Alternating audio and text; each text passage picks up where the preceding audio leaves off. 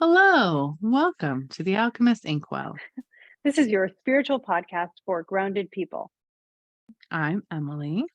And I'm KristaLyn, and we're both feeling quite grounded today I as know. compared to the last few weeks, which is funny because we are coming up to the next eclipse in the cycle, which I'll get to talk about a little bit today too. Let's Yeah, see. it's very intriguing. What I was noticing, this is just kind of a super funny anecdote. You know how obviously Taylor Swift's Midnight album came out very recently, and like one of the sounds people are using is like, do you really want to I'm know the where I was problem. April 29th? No, do you really want to know where I was April Oh, 29th? And I was like, eclipses, that's where you were. Like it was so perfectly timed that I thought mhm. that was really kind of fun because a lot of people are sharing that, and I was like, wait a second, I think that was the middle of eclipse season. Like, is this that a was, perfect that was, reference? yeah, that was, I think it was April 29th through like May 1st, that Uh-huh. wiggle room. Yeah. Yeah, which I just thought was a really cool, like, it goes with my huge theory that she's super tapped into astrology and psychic stuff and uses it I would all. not, yeah, I would not doubt that at all. That's hilarious to me. Yeah. Yeah. Anyway, I just thought that was kind of fun. I was like, Yeah. oh, if you're doing that trend, that's what you were doing during the Mhm. start of this eclipse cycle. And so Yeah. it's coming back around right now. Yeah. Just for funsies there, looking at that. In case you didn't know, you're calling yourself back to the last series of eclipses, which is now replaying at this series of eclipses, which is just lovely. And it actually is checking very much in my life. I'm not sure about yours, but oof, lots of stuff coming up. Yeah, I think so. I don't know, honestly. It's been a weird year. I'm Saturn returny though too. So to me, I'm like, Yeah. everything is funky. Well, I don't know what to tell you. and it's been a weird year for astrology too, because like we had this really busy beginning of the year up until April, and then Mhm. it got a little bit still over the summer, and it was like, okay, we still have stuff going on, but wow, we can breathe. And now it's just slamming again, and mostly it's like leftovers from 2021 things that are just coming back together a little bit more before they finally separate. And we're Yeah. doing this whole thing where we're over it, but we have to do the last bit of work before we can finally move on. And Hmm. it's, as someone who also has critical placements at these degrees that Saturn and Pluto and Uranus and everybody at play in the eclipse this week, by the way, are impacting. It's just been an awful lot. Like, and I feel so sorry for, I don't feel sorry for, I mean, like, we're in this together, but my poor mom, I was her Saturn return. And one of the major things that's happening right now is happening to my Saturn, which means it's happening to her Saturn, which means we're going through this together. So she and I are just texting each other constantly, like, can I crawl under a rock yet? Can the, like, she calls it the barrage. Can the barrage stop? Because it's just thing after thing after thing after thing right now. And I can see it in astrology, but I can't stop it. Fair. Very, Yeah. very So fair. Yeah, you know what? My mom also had me at 30, so I guess I was part of her Saturn return too. I think it was at the very tail end of it though. yeah, so that means that she's going through her Saturn return right now as well, her second Saturn Mhm. return. So She maybe is. check in on her. Mhm. Oh yeah, no, we've checking in his language. Yeah, yeah. It's kind of nice though. Like that's nothing bonds a mother and a daughter, like experiencing Saturn returny things together. Oof. Oh my gosh. Yeah, I'm pretty sure she was a nighttime baby though, so she's having it way worse than I am, Mm, like yeah, massively. because Saturn will be a jerk in that Yeah. case. I will say, and just talking about the energy of this week in general, it is finally like a little bit of a deep breath. I'm It's okay with the eclipse coming up. Like, let's let it move on, and then we can kind of like just this weird, sticky, we're all stuck in tar, even though the world is mm, moving stuff around us, feeling that we were going through like for the last month and a half. And I know there's astrology components, so you're gonna tell me what it was. I know, but it's finally like dissipating. And I am so thankful for that, mm, like little bit of relaxation and inspiration. And it's like all this stuff that you transmuted during that time, you now know what to do with, at least in like a little sense. You might not be able to act on it, but you know what to do with it. And I mhm, appreciate at least that knowledge, or at least that understanding of like, okay, stuff is at least moving kind of mhm. in that way. Yeah, it is nice that certain planets are actually moving now where they weren't for a very, very long time. And that would be Saturn and Pluto for the most part. Jupiter will be stationing direct. Jupiter is also now in Pisces, which is some of that like refreshing feeling that you might be picking up on, because Jupiter does rule Pisces. Coming back into there, even though he's retrograde, he's still at home. So it's like, you know, you're staying home from school. You're sick, but you're at home on your own couch. And there's that, you know, you can watch Price is Right and have chicken noodle soup. Because that was like my whole life when that happened. But what's going to happen is Jupiter will actually station direct, which is what I'm looking forward to, because direct Jupiter in Pisces is even better. Still slow, but we'll take it. Yeah. I mean, sure. It definitely can. It does feel better though. Like I can feel it distinctly. Yeah. Well, and that Saturn Uranus square that's been a pain since 2021 is finally separating now. Like it came back really close together, and now it's finally like separating, and it's going to stay separate. So that's super great. I could go for some separate of that. Yeah. It can be separate. I'm content. Let's have it be separate. Thank you. Let's not have it for a good long time ever again. Right? For again. Okay, cool. Well, Krista and I, our patrons voted on basically 2 episode topics. One was the Hocus Pocus 2 review, which we did obviously last week. And then one was, we kind of called it like a spooky story time. We understand that this episode is now after Halloween, but it is still during this like start of, you know, Scorpio season. And we are still kind of very immersed in this like thin veil energy. And so we just wanted to share with you all some of our fun, like, we don't want to call them spooky necessarily because they're not spooky. That being said, if the person experiencing them was not super tuned into their psychic abilities, then they could feel very spooky and scary. So that is kind of what we wanted to highlight, I think, more than anything, is like, hey, the more you wake up, the more you access these things, the more you tune in, the less spooky and scary these experiences are, and the more just like, oh, that happened, things get. And so we have some fun story times from our whole lives, basically, like for many, many years of stuff that's we've gone through with our guides or with spirits or with energy. We want to share that all with you.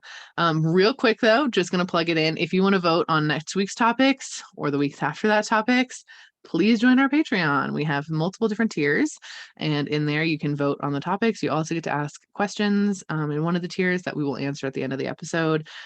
We have a cool question answered today. Also, it is our bookend episodes. We're going to give you some fun book recommendations, or at least book thoughts. Yeah, we're getting a lot done in this episode. So many story things. Yeah, very much so. Also, real quick, other plug. If you want to write fiction books that do change the world, that is what we're all about. We have 2 fun things going on. We do have the International Ireland Retreat, which you can come with us and write books as we travel across Ireland. We're very excited about that. There is a couple spaces left, not very many. I think 4, I think, something like total. That. So if you want to join us, hop on that. There is payment plans. It's really flexible. All the information is located through the links in either of our bios. It should be under this video, or if you're watching on YouTube, or you can just quite literally search Trova Trip, Emily Dexter, KristaLyn Vitovich, and it should pop up via Google search as well. And I know a big question we've gotten is like, at what point in your book do you have to be? If you have an idea for a book, you can come along. If you've written a book, you can come along. If you are writing a book, you can literally any phase in the book process, you can come along, because this is about inspiration and learning like lifestyle of writer. So if you have just a concept of, I would like to write, especially when it comes to fiction, and I want to write in a way that's going to also be a healing modality, come along. We're there. Yeah, absolutely. Even if that writing involves you channeling into your past versions of yourself or channeling into your character, like we're really teaching you how to channel and access the forces out there that will influence your story. And then we're going to do some fun story structure stuff and figure out how to pitch stories. And we're doing tons of really interesting things, as well as talking about publishing and next steps processes and all of that stuff while we travel across Ireland and do all these really magical, fun things together, which is just fantastic. It's going to be definitely an experience of a lifetime. I will tell you that. We're excited. The other part of that is our pitches are now officially open for the Forgotten Storytellers. Go to forgottenstorytellers.com or ninthhousepub.com, and you can go there and pitch your story idea to write the book with us over the next basically 4 months. Not the next, we start in January, but 4 months. During that 4 months, by the end of it, you will have a completed first draft of your fiction novel. Plus we do a writing retreat that is not out of the country. It's connected with that one.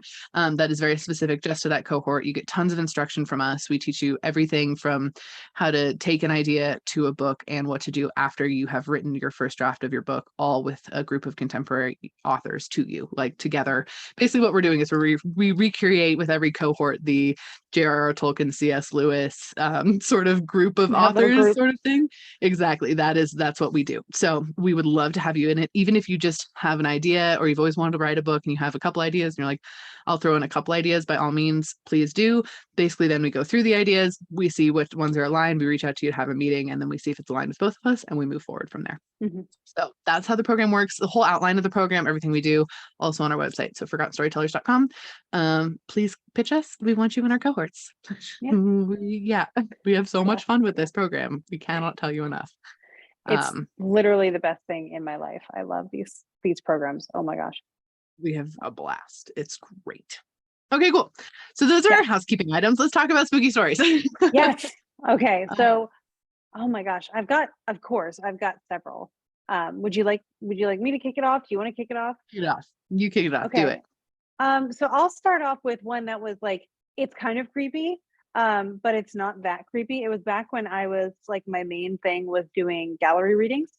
And I might have mentioned this before, but as a psychic medium, I was really a hit in the like suburban outside of Philadelphia area for a while, where for some reason, like every weekend, even though it's like a 2-hour drive, every weekend I was going down for somebody's party and doing gallery readings, and like they would do potlucks. So I would show up and everybody had brought a dish of something, and then everybody would like eat a little bit, mingle a little bit, sit down, and I would do a gallery reading. And it was mostly like I would see who I was drawn to and just go with that.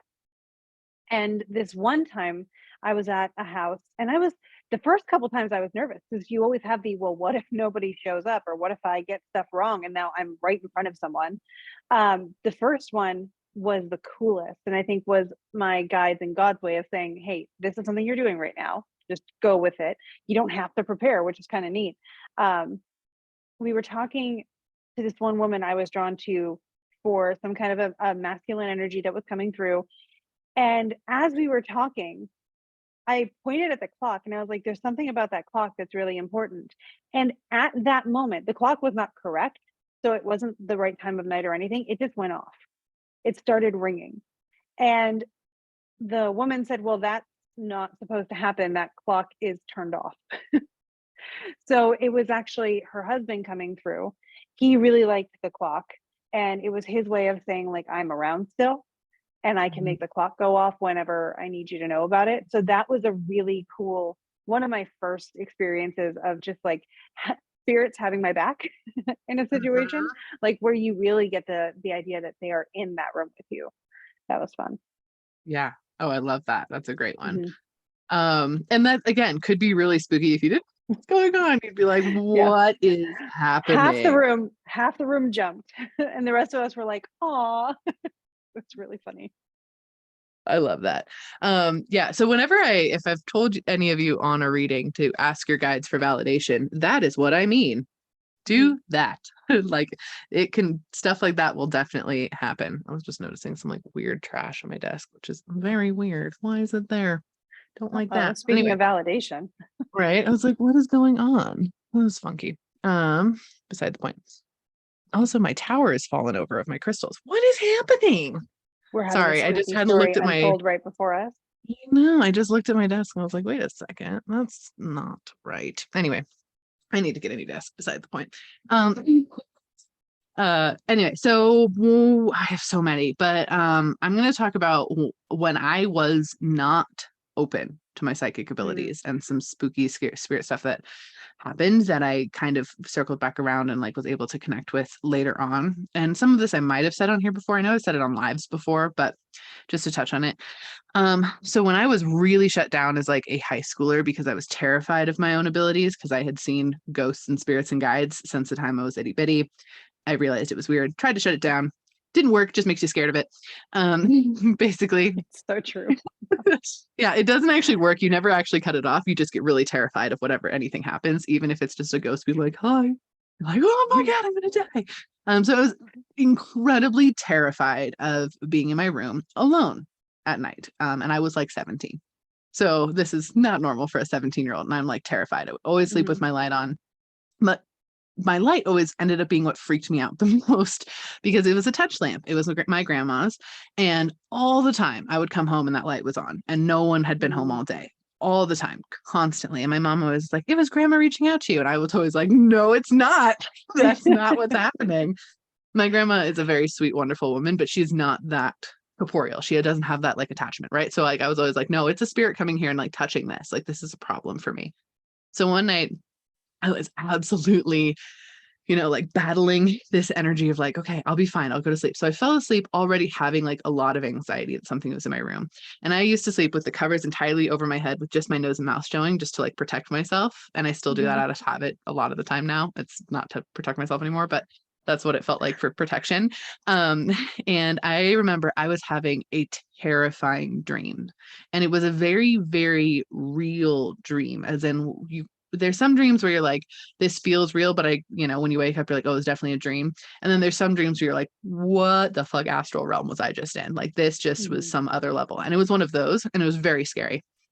And all of a sudden I feel myself being shaken, like physically shaken. And I like open my eyes and I'm being shaken. Like my body is literally like shaking. And I was like, what the heck? And it wasn't sleep paralysis. Like I'm moving and I look over and a hand like moves the covers up to go around my stomach. And it's like to give me a hug. It was genuinely what it was, but I could see the full outline of the hand underneath the covers, like moving the covers.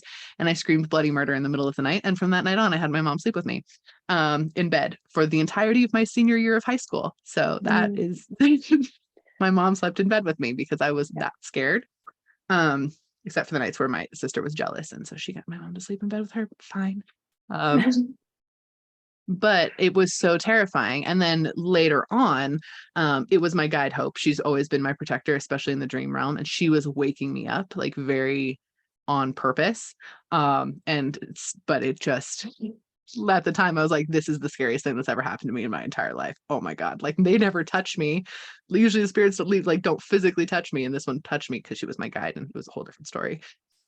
Side note of that, recently I was like annoyed with her because she hadn't messed with physical reality very much recently. And I shared this on TikTok, but not a lot of people saw it because I'm like weirdly shadow banned right now. It doesn't matter.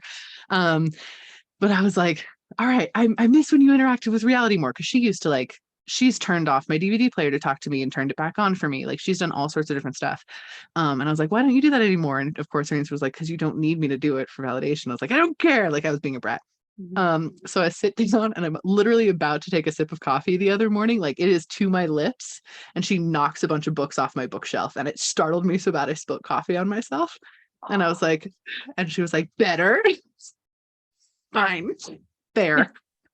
I won't ask you again. Careful what you wish for. She's very corporeal in that way. But if I had not been aware, I would have been freaked out of what was going on. So yeah, that's part of the benefits of your spiritual awakening. Yeah. All right. Well, and another one. Next story. Yeah. Well, it makes me think of so I used to sleep with my lights on or a TV on, or I would just sleep in the living room. I spent most of my time when I was living at home in the living room on the couch with the TV on and the lights on, and like that way if I needed to run, I could get to somebody really fast.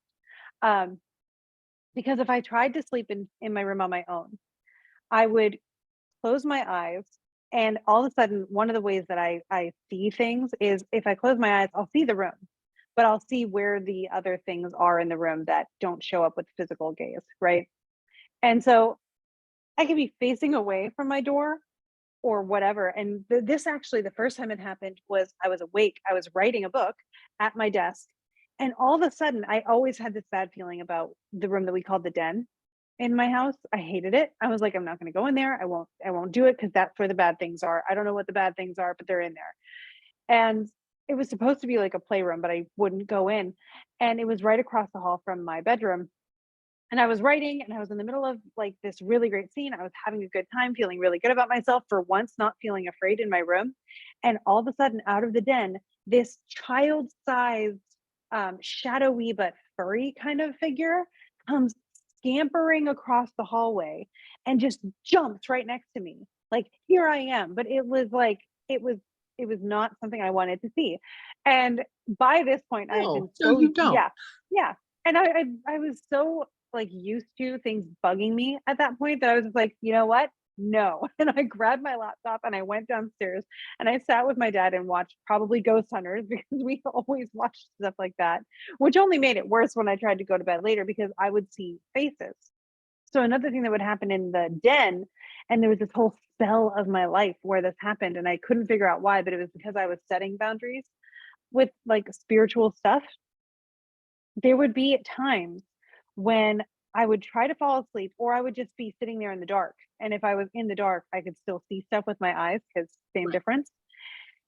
And I would see these faces, but they would be in agony or gasping or whatever. And I was like, okay, that's not great. And then the next day, I would hear that somebody not close to me, but somebody close to someone I was close with passed, and they would fit the description. And of course, I couldn't figure out who was going to be the next person that would have someone close to them who was going to pass. So I kept having these experiences. I literally went to my preacher about this because it was something that bugged me so much and made me really scared. Because every time I would close my eyes and see a face, it's like, well, someone's going to die and I can't do a darn thing about it. And Yeah. that to me was where the boundary was. If I can't do something about it, don't show me. Mm-hmm. There's no point in me knowing if I can't help. If I'm helpful, show me, move me, like get me where I need to be. I will do Mm-hmm. my best. But if you're just doing this to be, like, ooh, look, you have abilities, Grateful. noted, back I off. always think it's like spite, like, oh, you can see me, but you can't do anything. And I was like, fuck you, leave me alone. Yeah. Yeah. I do not need to be like having anxiety over 3 degrees of separation that I can't Mm-hmm. help with. And it wasn't like it was even preparing me to help console the person or anything like that. And it was just unfair. And so Mm-hmm. I set the boundary. It's like if I can't do something to affect it or be a positive influence on the situation, I don't need to know. Yeah. And you can tell me if I'm wrong, like I'm open to being wrong, but no one ever did. Nothing ever came through and said, "Hey, this is why we showed you." It stopped, which was good. I actually for a while slept with like a Bible under my not under my pillow, but like under my stack of pillows so that if Mm-hmm. something came into my room, I would just distract myself like reading a Bible verse that I would use as a spell, which turns out is brought for I anyway. But younger me picked up on that pretty fast. Yes. Yeah. Yeah. My house. So I had two houses growing up. The Tahoe house was definitely very spiritually active. It was an old cabin, very old cabin in a very old neighborhood on the lake, and there was a lot of like ancestral energy and stuff like that in there. So lots of nature spirits, lots of energy in that sort of way. And then the Gardnerville house was actually very almost like spiritually quiet, which almost freaked me out more because I was so used to having so much spiritual energy around all the time. I luckily didn't see faces like you did, but I Mm, couldn't the same thing, close my eyes, be like, oh, there's someone there. Like there's someone in mm, that corner over that space. Like there's someone in this space. There is this is kind of a spooky story, mostly just because the location right next to my house in Tahoe. So where I grew up, we didn't even have TV when I grew up. So we just played outside constantly. We were on the beach. We were next to this huge mountain. It was like you had free reign of this circle of neighborhood that we had, and that was the only neighborhood for like very many kind of miles around, so you just could play, and there was just a couple of kids in our neighborhood and us, and we just played outside constantly all the time. So we would go exploring, and it's literally called Round Hill, that's the name of it. mm, But at the base of Round Hill there's a series of old cabins. We're talking like out of use, boarded up old cabins. And it's actually there was one cabin at the very back, and it was like looked more recently like upkept. It had electricity where the other ones don't at all. Like there's even like a chicken coop there that was like caving in for a long time till it finally like caved in. It was big. And it used to be an old cowboy camp. Basically, it's right on the Pony mm, Express Trail. And so they would stop there and sleep the night, and then they would leave. And there was that one big cabin. And so come to find out now that I'm older, that was actually the shooting location for the movie Misery with Kathy mm. Bates. That's actually where they shot it, is in that cabin that I've broken into many times. But it was a very spiritually active presence with old cowboys. And so we would break in to these cabins just to like explore and see what we'd find. We'd find old bottles and just really interesting stuff. And there was one time I was doing it, and I definitely wasn't supposed to be doing it, but it was me and a friend, and we'd like broken in there, and like I stood inside this one house, and I will never forget it because I've been in this house again and nothing happened, but it was a little tiny house, and it was like a bathroom straight in front of us, and then a bedroom and a bedroom on each side, and that was the entire little cabin, just a bunkhouse. And I looked in and I looked in the bathroom, and there was definitely like a face silhouette in the mirror of the bathroom. So it was like behind me, and I like freaked out and turned around. And I was like, okay, there's nothing there. It was just my head, whatever.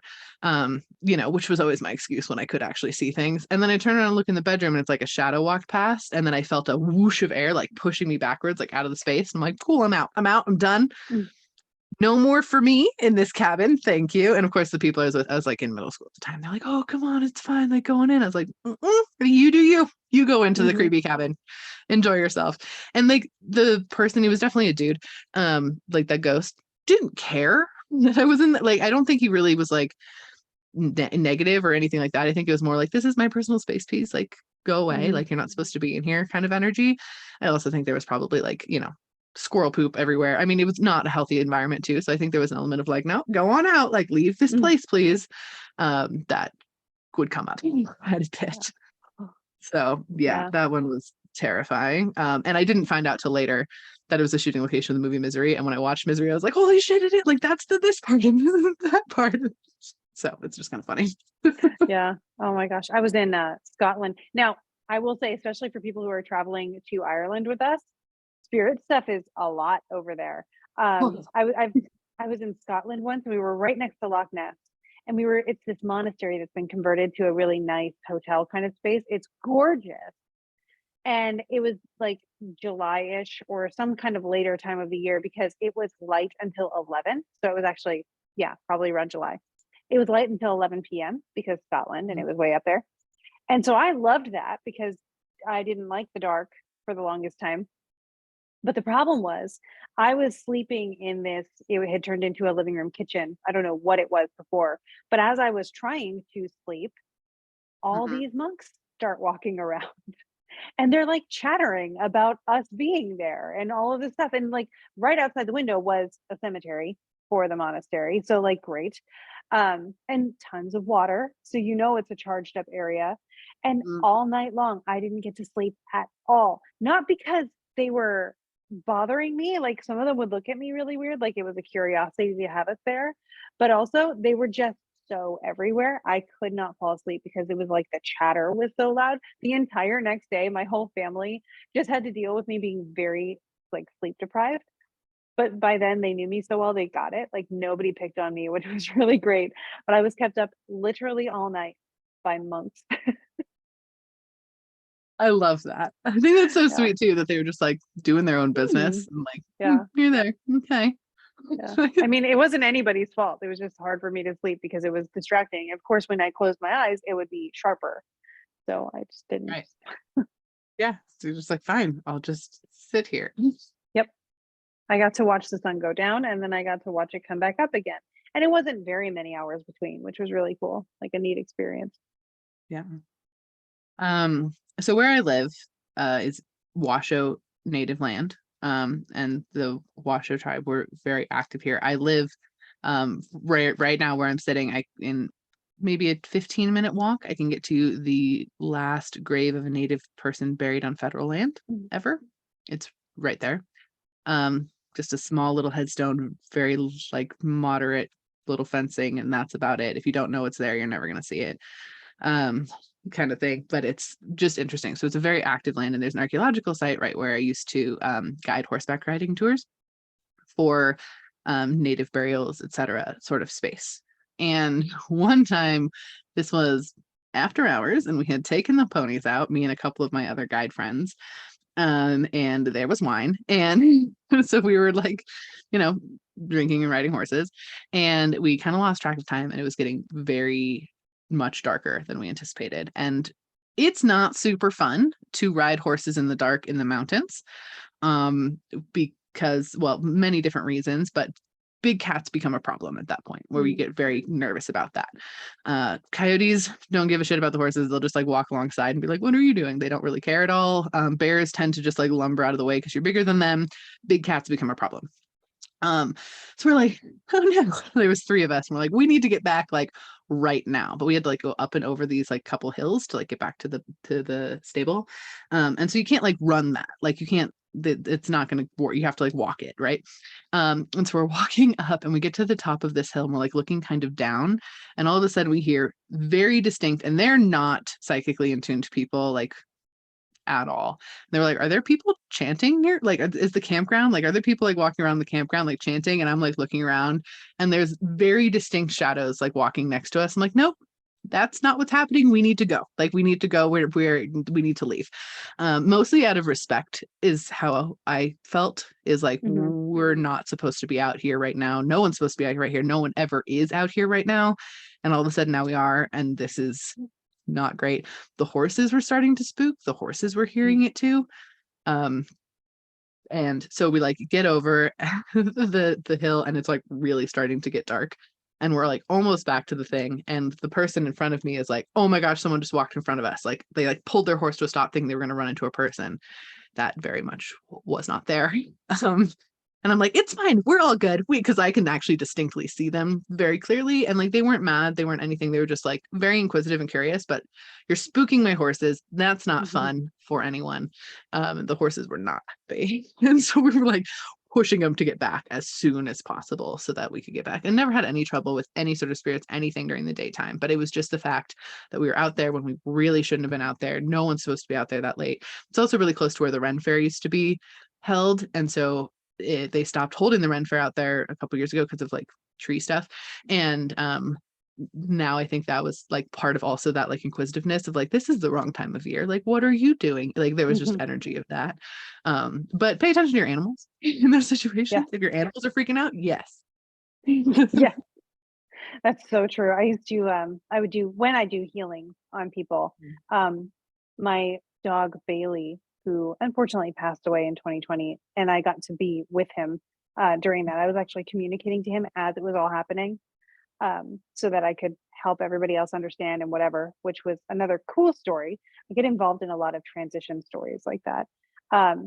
But he would jump up on the table when I was working with someone, and he would like lay at their feet and be like a weight on their legs as I was working with their energy. And animals get it. Like my current dogs, Jack and Zelda, if I were to be working with someone, they would just bark. They're not chill about it, but they recognize it and then they like alert. Bailey was chill. He was like a really cool, I would put him close to being like a familiar. He helped the process, which is really cool. Yeah. Animals pay attention. They get it. Yeah. Yeah. Do you have 1 or 2 final stories, and then I'll do mine, and then we'll answer some questions here, do some bookend stuff? Yeah. So speaking of like psychopomp, which is such a great word, right? The one I've been involved, like I said, in several people's transition, but the one that's the coolest is my own grandmother who passed away in 2021. And it's the coolest because she so the sequence of events was that my grandfather passed away of cancer, and at his funeral she contracted COVID. And so she ended up in the hospital, not really with it. So like the last time I saw her, we weren't able to really connect very well. But it was all right. Like we had had a really great like time together in life. So there was no like unfinished business or anything. But it was just sad watching her be unresponsive and stuck in the hospital. And, you know, the whole family was just really dressed over this. Like it really just weighed, especially on my mom. And so I was working with my astrology at the time because my astrology that year had highlighted that I might lose some people in my family. So I was already prepared that there might be some transitions. And so I was looking at the transits and I was like, okay, well, let me just prepare myself so that I can accept it and be there to kind of hold anybody if it happens. And I said, if it's going to happen this week, it'll probably be on this day based on the transits. That day arrives and my mom calls me and she said, can you just ask God what we're supposed to do? Because I don't understand. Like, I don't know why this is still continuing. And I said, well, what I can do is I can ask what we're supposed to understand from it, because I am Mhm. not in control, right? I Right. can't will or won't anything. So Mhm.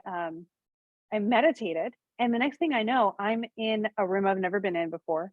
So I start taking notes. This is like my favorite thing to tell people is like, if you're in a space that you don't recognize, start taking notes about the space because you'll be able to confirm it with someone later. So there was like a window and a courtyard and a brick wall. So it was like a corner of the interior of a courtyard or something. And I look Mhm. over and there's a hospital bed and my grandmother's in it, but she's also standing next to it. And when you're in that space, I think Emily, you probably relate, like you're not like concerned about worldly things. So my Mhm. first reaction was like, "Hey, what are you doing over there?" And my poor grandmother was saying, "I can't go. I can't go." And I said, well, "Why can't you go? What's holding you back? If you want to go, why not?" And she said, "Oh, I didn't love people well enough. People don't know that I cared." All this stuff about, pretty much religious trauma, if I were to trace it back to something. And so I remember stepping up to her and saying, "Okay, but that's not how this works. Do Mhm. you want me to go with you?"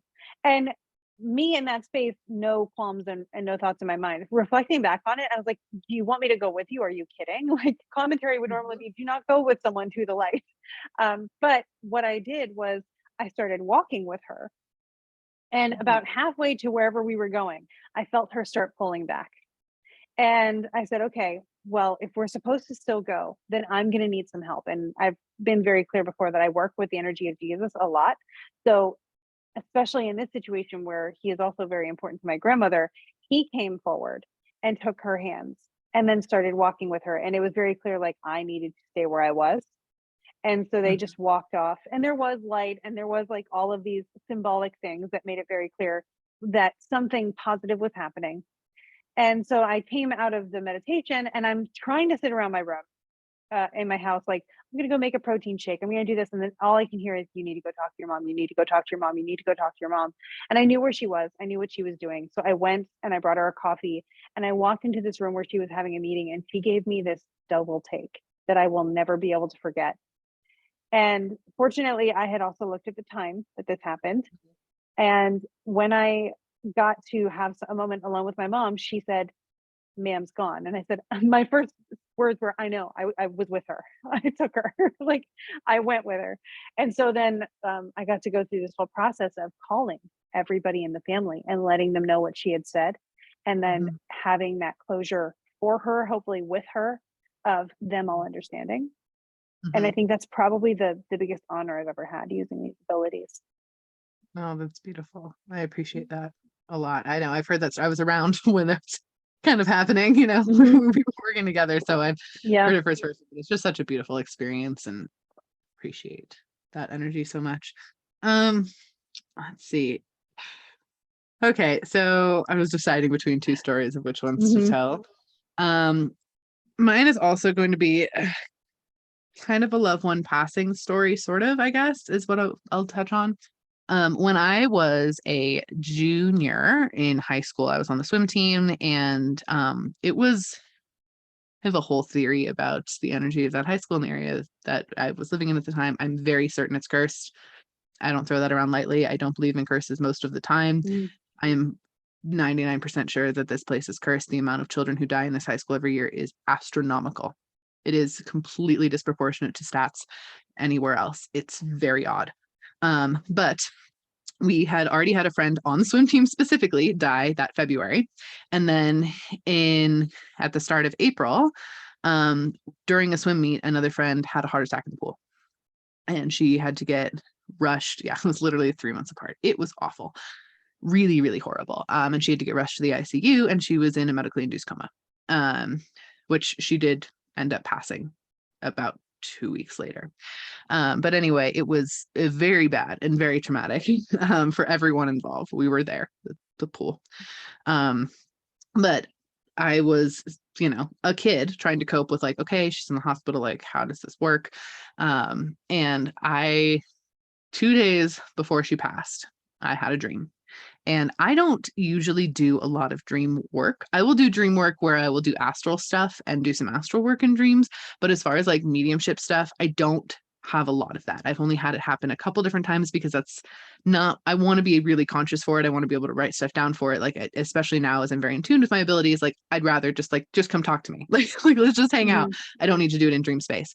But I had a dream and she showed up in the dream and I'll never forget it ever because she like was like standing in the dream and she like looks at me and she smiles and I was like, hello. And she like led me up this flight of stairs and she like, we walk into the room and she climbs into the hospital bed and I was like, yeah, you're in the hospital. I know. And she was like, yep. And that was basically all that she said. And then she was just kind of like, see you next time, and like kind of like waved and like got out of the bed. And then she was like, oh, and by the way, she turned around and then I was in the bed and I was like having a kid and I woke up freaking the fuck out. Like I was not okay. I was like, what is going on? This is terrifying. Like I was good to see her like and talk to her because she was again in a medically induced coma at that point for like 2 weeks. We didn't know if she was going to wake up. We didn't know what was going on. And so it was good to see her. But I was like, why was I in bed having a baby? That makes no sense. It's super weird. And then the next day we drove out to visit her because she was pulled out of the coma. And then the day after that, she passed away. So I was the only one who got to say goodbye because even when she was pulled out of the coma, she couldn't speak at all. We couldn't see her really at all. We could just kind of see her when she was sleeping and say like, love you malls and like leave. So I was the only one who got to say goodbye. Like she literally said that she was leaving to me and she was going to see me next time in the dream. And I was like, okay, like that was interesting, not off brand. Like even at the time I was like, cool, just add it to the list of scary stuff that's happened to me. like check. Just another day. The next year I had a baby and I realized that was what she was telling me is like, hey, by the way, stuff is going to absolutely shift for you. Like this is the start of a big thing. And it was. I basically started dating my ex 3 or 4 weeks after that. And we dated all that next year. And then I, had a baby, etc. But looking back on it, I was like, oh my gosh, she like warned me about everything. She warned me she was going to pass. She warned me I was going to have a kid and that I needed to get ready for it. Yeah. So in the dream space, which was also very interesting. And it was cool. Wow. I got to say goodbye to her, which was neat. Yeah. That's an amazing story. Yeah. It was very interesting. Yeah. And again, at the time I was like, just more scary things, just terrifying. Okay. Yeah, a lot of interesting stuff from like high school space because I was afraid of everything. So it was still happening, but I was observing it through a fear lens. And when you observe it through a fear lens, you remember it a lot more. So like there's stories of, being out in the meadow and like seeing stuff come out of the sky, like all sorts of very interesting stuff that are just in me because I was so afraid of them at the time. Yeah. When I was a kid, like one last little thing, just because you made me think of it, I used to see a face in the corner of my room, like eyes open, whatever. And I called it the witch. I still am not entirely sure who it was. I think it might have been my white grandma, but it would talk to me at night, like totally fine, but a little bit sassy, which might be my white grandma. But I would always see it and it would just be a face in the corner of my room talking to me. And I would tell my parents about it all the time. And they're like, well, that's strange. And eventually it stopped happening. But that was one of the things in childhood where it's like, you scare me, but you're also nice. So there's that. Yeah. Childhood has some crazy things to it when you actually think back. Yeah. As far as times too, where like, now that I'm like super connected with my abilities and stuff, it's very hard for a spirit to like scare me. It happens on occasion. And just really quick, one time when I can think of, I will say more often than not, I might get like jump scared, like surprised, like, whoa, didn't see you there. The same way I would if my kid was hiding behind a door, like same sort of energy. That happens, but like actually like, whoa, I need to have my guides handle this and put myself in a box and just witness because I'm not connected powerfully enough for this one. Only like once or twice I think that's ever happened to me since I've been super tuned in. And just one really quick one time, this particular spirit was, first of all, it was definitely a portal sort of situation, like very traumatic stuff had happened in that house, and it had opened up some really negative stuff like a long time ago. And so everyone who moved in there moved out really quickly. Like there was a long history of them moving out really quickly because scary stuff was happening. So my friend moved in and was like, what I see dark things in the corners. Like my son won't go near his closet. Like what is happening? And I was like, well, let me see. So we cleared out some of the minor stuff, but I couldn't really, I was like, there's big stuff there that like, I need to figure out, like, it's going to take me some time. Then the thing started talking through her Amazon like stick and like typing in messages into the actual like search bar. When you're like searching on like for a TV program, it would type in creepy, horrible things. And she was like, I took the batteries out of my remote. I can't even do this. Like there's no physical way to make this happen right now. And it's happening. And that was one where I was like, cool, my guides are handling this. Like I'm anchoring in, I'm going to just witness this clearing happen and actually get this thing out. And they did, and they closed it, but still she was like, I'm moving anyway. I was like, you should do that. You should move. She did, but it was not pleasant at all for anyone involved. I just want, the reason I share that one is, yeah, it was really kind of scary and I didn't like it, but that is basically the only time it's ever really happened where something, I was like, this is bigger than me and I need my guides to really handle this situation. They will give me backup and support with, you know, spirit pullings, disconnecting, you know, attached energies, whatever, but it's rare. So if you're viewing things through a scary lens, the chances of it actually being so scary that you are powerless to it, or, you know, not as powerful as it, are slim to none, like very, very small. So I just want to highlight that for anyone listening. Like if it did sound scary, it was if you're not awake to it, it was if you don't understand your own power, etc. But as far as it actually being something where you're like, this is beyond me, it's chances are good it may never even happen. Like I put myself in those situations as a professional doing this. Otherwise, it probably never would occur. So just to highlight that.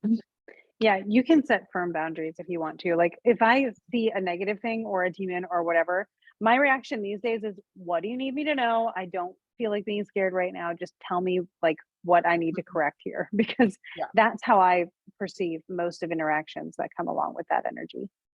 Yeah, I fully agree with that. Very much so. Yeah, so those are some of our spooky stories. If you want to share some of your spooky stories, you can comment on the YouTube. We would love to hear it. Or if you join our Patreon and you just want to share in there, we'd love to hear some of those too. And your perception when it happened versus your understanding of it now. That is the big thing to share with that. So please share that with your story. If there's any like really exceptional ones from the Patreon, we'll probably read them out or something, because all about shifting perspective. Think that's super duper cool. Agreed. Yeah. Do we want to do our bookend before we answer our question? Yeah. So what did you read this month? Okay, I read one book I love so much. I love it enough that it has made the bookshelf. So for those of you who don't know, I have a book buying rule. I will buy it digitally or rent it digitally. If I really, really love it, then I will buy it hardback and it'll actually get placed on my bookshelf. So then I'm supporting the author twice and the work I really love twice. And it matters a lot to me. I don't just buy paper books basically at all, because that takes up shelf space and I don't have much of that. Plus it becomes more of like a curated collection, which I really appreciate. So this one made the bookshelf. So I read one book that made the bookshelf, and I read one book that I could do a dissertation about how many ways it made me angry and how disappointed I am in the series as a whole. So the first book that I finished was The Undertaking of Heart and Mercy. It's the one that made the bookshelf. The way, it's a romance. I went into it expecting a romance. I love books that are high vibration and therefore make a commentary on some part of our actual life, even if they're in a fantasy world. This is a fantasy world, very fantasy, has its own lore, has its own pantheon of gods. It's really, really cool. It's really well, for a standalone novel, like the world building is pretty immaculate and awesome. And it's a romance between an undertaker and basically kind of like a bounty hunter sort of situation, that's hunting. He's a demigod and he's like hunting these things called drudges, which are essentially kind of like zombies. I picked it up because I'm like, spooky season, it'll be spooky. It's not even remotely that, but I love it with all of my heart. It made me sob uncontrollably multiple times. It made me laugh out loud quite a bit. Every single character in it is fabulous. Very grumpy sunshine sort of energy going on, but the way it talks about, and it demonstrates death and how dead should be honored, and the energy of passing and what it's like. It was so beautifully done. I was just like, yes, like it's very rare you find a book that talks about death in a way that is very high vibration and channeled in and that sort of thing, if that makes sense. A lot of times it's like the worst thing that happens to a character and they use it as a plot device, whatever. This was not that, and it was beautiful. And I appreciated it very, very much so. Because again, she's an undertaker. She buries people. Like that's her job. You know, and just with the rituals that they have in place and the hymns that everyone gets to sing, even if they don't have an identity, and all these, it's just really cool. I highly recommend it. It's awesome, and it's made bookshelf. It's a new comfort book for sure. That's so cool. Also, they love dogs. Throughout the whole book, Oh, there's a thread of just loving dogs. So well, I'm definitely going to be reading that one. Probably put that on my list for this month. you really Yeah. should. It just made my heart so happy, and it was very mature relationships, lots of communication. Like, it was really cool. I really just appreciated it. Lots of like dealing with daddy issues sort of stuff too throughout the book, and it was just neat. The other book is, I read the second book in the Poppy War trilogy, and I loved the first book. I loved the first book. I thought the first book was really well done. And I understand that the entire trilogy is kind of how would a person become a villain in this type of situation. The first book handled shamanism and like Eastern religion in a really, really cool way, as opposed to like Western religion. Like, there was just really cool elements of that. The very start of the second book, I was immediately like, oh no, I'm going to hate this. And it never got, it devolved. It devolved. Half of the book, the main character does nothing but whine about herself. And like, I'm not trying to give any spoilers necessarily, but it never really gets better. Like, she totally messes up at every twist and turn. She is very narcissistic the entire time of poor her, poor her, poor her, poor her. Like, even when she does something and does get this back and does, it's still poor her. She is absolutely horrible at her job, and no one seems to care. All of the other characters do everything for her, and she gets no credit. Like, it's just, it's so bad. And then when it ended, all I could say was, I looked at Wes and I was like, I'm not reading this third one, because we were reading it together, and he was like, oh, thank God, because I really don't want to read it either. There's no way to save it. And quite honestly, to me, and I know a lot of people love the series, and if you love it, by all means, rock on. It's trauma porn.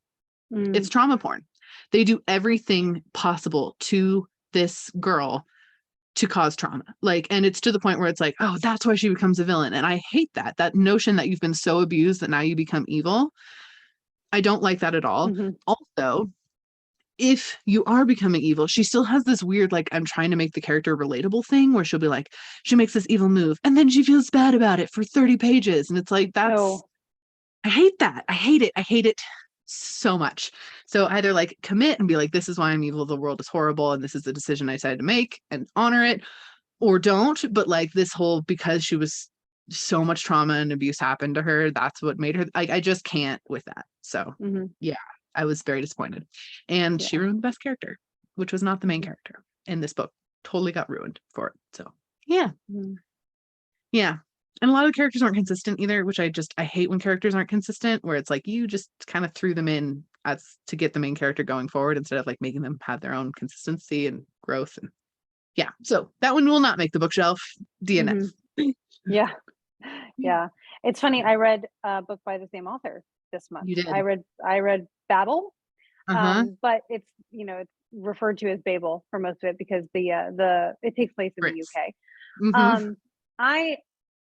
I think, okay, there were things I liked about it, but overall I was not entertained.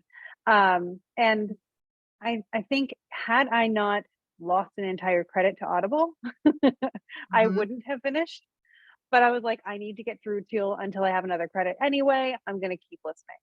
So I really enjoy the footnotes aspect of it. There were footnotes, and they had like a different voice actor do the footnotes. And there's a lot of like, my English major heart and my magician heart was very satisfied by how they made it. Was magical realism in the best expression. It was so well done.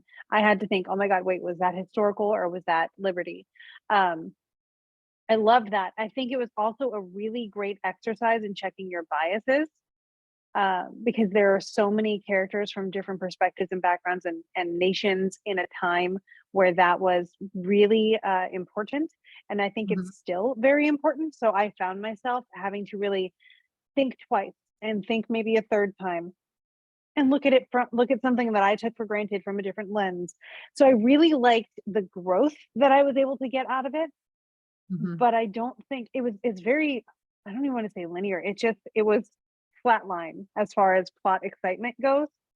And it didn't get fun until about 7 hours were left in the 21-hour audiobook. And even then it was like, oh, never mind. Like, ugh. And it's more political intrigue / thriller than anything, and that's fine. I myself last year wrote something that's a little bit more political than action, but there wasn't enough in it that made me think, okay, this was really worth it. I feel like I know the characters. I feel like whatever. I didn't feel connected to the characters at all. And when it would switch POVs just occasionally to give random background to another character, which I think was useful, but I think it could have been done more cleverly. Um, I found myself annoyed because now we've just sidetracked and I have to get through this whole section before I can get back onto the story, not for love of the story, but for progress. And so, I think it's really cool.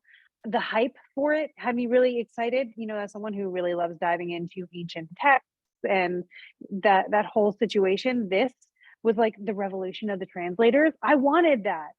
And it wasn't. I wanted I think a little bit more magic maybe would have drawn me in enough or whatever. But again, I think the magic system is the most cleverly played aspect of the book. So it's just not for me. Yeah. And I Fair. do have a hard copy of it because I bought it on a whim thinking there's no way I'm not going to like this book. So I'll be able to donate that to someone probably. Yeah. Yeah. It's just unfortunate. Like, her writing style was good. I just think she Mhm. lost track of stuff. Like, I Yeah. really just think she just lost track of things. And She takes on big topics, which is Mhm. so admirable. And she has the knowledge, which is super cool. Mhm. The engagement could Yes. use a little bit more to make sure that Yeah. that message does stick with people. And again, if you loved the Poppy Wars, by all means, love it to your heart's Yep. content. I Same with just, Babel. yeah, also the shamanism aspects just ended up being all over the place. And I just like that. Yeah. It was really well done for the first book. The first book is where the series ended, in my opinion. I will just, It's a standalone. it's a standalone. Awesome. And now I just started the very secret society of irregular witches. And so far it Ooh. is so cute and I love it. Yay. I'm excited for that. I'm about to start the Odyssey translated by Emily Wilson. I'm very excited about that. I have a 6-hour drive. I'm moving, in case anybody couldn't figure that out by the fact that I'm not in front of my usual background. I am Yes. moving this weekend. And so I've been holding out because it's a 6-hour drive. So I'm like, what's a roughly 6-hour long audiobook that'll get me through the drive? And this is going to be the one I choose. Oh, that's fun. I'm excited for you. That's awesome. Yeah. Love it. Okay, so just a quick answer to the questions that we have, because we have these two Yes. questions that we're kind of going to lump together. The first one, and again, both these come from the Patreon. The first one is basically, I'm going to field this just to Krista. Does Krista have any resources you'd recommend for getting a solid foundation and understanding astrology, like different types, meanings of each sign, houses, transit, etc.? I feel like there's a lot of misconceptions and generalizations out there, especially on social media. And I feel like I have some gaps in my understanding that are stopping me from really being able to draw meaning from my chart. So I have none. Krista, go. Yeah, I've got tons. So things I recommend. I do have a course out there. If you don't want to like dive like neck deep into astrology right away, but you want to be able to make sense of your chart as far as social media is concerned, so you know what to do with it when people start saying like, oh no, it's eclipse season, and you're like, well, what does that mean for me? Truly, the most frequent comment you'll get on an astrology post is, here's my unique specific placement. What does that mean for me?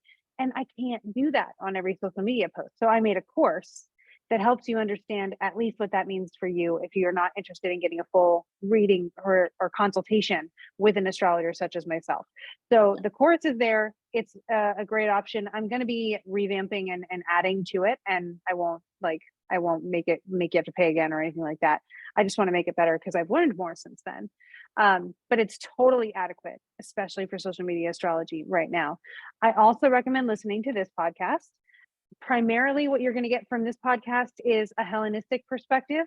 That is the Greco-Roman version of astrology that was evolved from the Byzantine era. And it's just because that's the furthest back we can go with written texts that we can use. So that's why I like it, because it's as traditional can get right now. You also have to look into what version of astrology speaks to you, because I like the old stuff because I like source stuff. But there's evolutionary, there's Vedic, which is also source stuff, but an entirely different mindset. So I recommend researching it. And a really great way to do that is Chris Brennan has a podcast called the Astrology Podcast. He comes from a primarily Hellenistic background, but he interviews a ton of people from across the board. So I recommend looking at the backlog of the Astrology Podcast and checking into that. If you find that you really enjoy the Hellenistic technique, then I recommend Demetra George, who does a lot with that. You can also go to astrologyuniversity.com, and they have a ton of courses. Kepler College also has a ton of courses. What you have to be aware of, though, is those are individual courses, not strung together in a school of thought. So you'll get modern astrology mixed with evolutionary astrology, mixed with Hellenistic astrology. So I definitely recommend first step being which school of astrology appeals to you. Get really foundationally acquainted with it, and then start understanding the more holistic picture. But yeah, ask me any questions about that on TikTok, and I'll do a series on it too. And I'll kind of give you the download on that. Great. Good resources. Oh, also, a great idea is to get a good chart program. And there are apps and stuff that are good, but I highly recommend either Astro Gold, which is like a $10 app, and a really robust program on the computer. They're separate. Or Luna Astrology, which is cloud-based. So you have a website, you save that onto your home screen, and it's always the same across the board, which I really like. It's also super aesthetically pleasing. And I do have like a 10% discount code affiliate link thing for that in the bio link on any of my social profiles. So you can get 10% off of what's already a really nicely affordable program. And I actually do work with the creator of that program to implement new techniques and new calculations into it. So it's continuously growing. And I'm really excited to be a part of that. Yeah, that's awesome. Yeah. I appreciate it. I just go to Krista and say, tell me what my planets are doing. And honestly, I love that. That's what I live for. So if you want to just go to Krista and say, hey, I want a consultation, tell me what the planets are doing, please, I'm here. Perfect. The second question, we're just going to touch on this really quick because we are going into the next eclipse. Looking at, when we say looking at the energy, would you mind explaining about how you tune into that energy? I usually use my cards to get an idea of what's coming up, but I'd like to practice tuning without them. Thank you both. When I look at the energy, I quite literally mean look at it. So I mean, I look at the energy with my eyeballs, either my internal eyeballs or my external eyeballs, depending upon where I'm looking, and then interpret it from there. The biggest thing is when we say that we're looking at the energy, what we are really talking about is we are using our unique clair senses to get information from either astrological components or, the energy of something or whatever it is. So I use a lot of claircognizance, obviously a lot of clairvoyance. I genuinely am looking at it with my eyes. And a lot of clairaudience, and then with a little bit of backup of the clairsentience, which is that physical feeling, just to give me validation when I've really hit on something. I get really warm, or I get pressure in my forehead, like smacking right here. So when we say we look, we actually mean it. You can just know it, you can feel it, you can taste it, you can smell it. I mean, there's all of the different senses and how those present for you. So the biggest thing is to understand which clair senses are your strongest. I've done many series of that on TikTok. We've also talked about that on this podcast of different clair senses. So go back and listen to that if you're confused. We do it in the Forgotten Storytellers. In the Forgotten Storytellers, we really get connected to what your specific abilities are. We activate your abilities. We release tons of blocks. We do tons of stuff that way. So that's how you can kind of tune in more based on your natural clair sense. Do you have any other thing to add to that? Yeah. So all of that, because I do that as well. The reason I got into astrology was because it really validated my senses. So I was like, oh, look, this corresponds with a transit, and I can now see more or see like further ahead and get even more nitpicky about it, which is in my nature. So to add to everything you said, I do look at the energy. My nature. Sorry, it that was is cute. So in my nature. Yes, I am that person. So to add to just like looking at the energy, and I do like clairsentience, I just know and it'll spit out, or I'll look at the energy around and be like, that's doing something. But I can also look at the chart, and I use the planets as guides. So when I'm reading a chart, if I'm looking at the week ahead and like I know that I might not look at every single transit if I were just looking into the energy of the week ahead. But with astrology, I'm looking at every single transit. So the inverse of that is I will look at the transit and I'll say, hey, Mars and Mercury, what's the conversation between you guys right now? And I'll listen to it and I'll say, okay, so this is what it's going to look like for the world. I can see where that energy is. I can see that conversation you guys are having. Here's where I see it playing out. That's me feeling into the energy. But for people, because I like to bring it into like, what are you supposed to do about this transit this week? You're still going to feel it. You may not be in a position of power or influence, but you're still going to feel it. So that's what my little astrology overviews every week are kind of about. And the transit skits, the moon's delineation at the end is usually me channeling in, this is the energy. Now, what do I tell people to do in order to use this so that they can feel like they are in control and held in, taking action along with this energy, feeling validated and all that stuff. So it really is looking at that, knowing the archetypes really well, but then also saying, of the numerous archetypes of Venus, is this money? Is this art? Is this relationship? Is this socializing? Is this whatever? And so it's kind of like when you use a card, I'll know that Venus has this feel to her and what she's saying, like what's the topic of her conversation in this situation. And so it really is a blend. And a lot of astrologers will tell you that a blend of intuition is really helpful. And some astrologers really think that this is its own science, so it doesn't need intuition as much. I, of course, am someone who thinks both and is good. Yeah. Thank you all so much for listening and asking us questions. And again, we would love to hear your spooky stories and how you dealt with them then or feel about them then, how you feel about them now. Again, YouTube would be great for that, or you can, if you're in the Patreon, post it there. Feel free to join our Patreon. We'd love to have you in that space. And also just thank you for sharing this podcast with your friends. We appreciate it. If you have friends that you think would benefit from it, please let them know. We like also, expanding. Yeah, sorry. No, you're good. Really quickly, for the eclipse that's happening on the 8th, I am posting on TikTok more details on that. There are more details in the astrology overview on our YouTube, but just know this has a T-square associated with it between the moon, Uranus, Mercury, the sun, Venus, and Saturn. And so there's a lot of relationship tension and change coming. So speaking of looking into the energy of it, just know that there's a big fracturing kind of energy where something that needs to break so you can move on is ready to break so you can move on. And that might not be the most comfortable break, but it is going to be sort of, this is looking into the energy right now. You can see it on my face. It's going to be a release and a relief after the fact, even though you might feel a little bit bad for being relieved about it. One of those kinds of situations, if you know what I mean. So just know that wherever this eclipse is happening for you in your chart, it may be super noticeable, especially if it's angular in your chart. It may not be that noticeable, and you'll just like, that was every November 8th ever. Thanks for getting me hyped up for nothing. That's totally fine too. There will be horoscopes on my TikTok that will tell you where in your life you might notice this. But I just want to be totally clear about that. This is one of the most heightened things that we're experiencing in 2022. So just know, if it's going nuts right now, it's supposed to be. You're doing it right. You're not messing up anything just because chaos is ensuing.